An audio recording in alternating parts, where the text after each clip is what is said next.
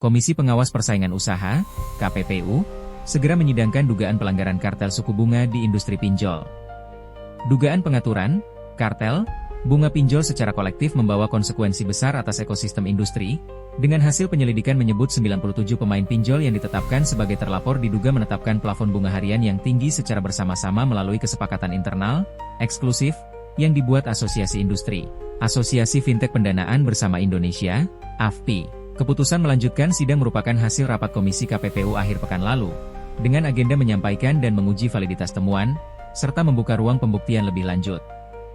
Disampaikan Ketua KPPU Fansyurullah Asa, jika terbukti melanggar, para pelaku usaha dapat dikenakan sanksi administratif berupa denda hingga 50% dari keuntungan dari pelanggaran atau hingga 10% dari penjualan di pasar bersangkutan dan selama periode pelanggaran.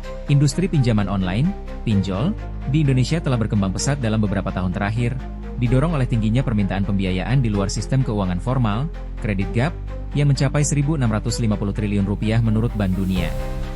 Namun, pesatnya pertumbuhan ini juga memunculkan potensi praktik kartel, terutama dalam penetapan suku bunga, yang dapat merugikan konsumen dan menghambat persaingan sehat.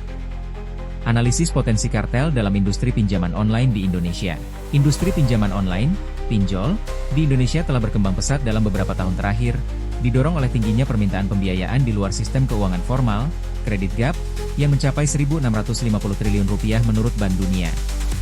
Namun, pesatnya pertumbuhan ini juga memunculkan potensi praktik kartel, terutama dalam penetapan suku bunga, yang dapat merugikan konsumen dan menghambat persaingan sehat. Indikasi praktik kartel dalam penetapan suku bunga.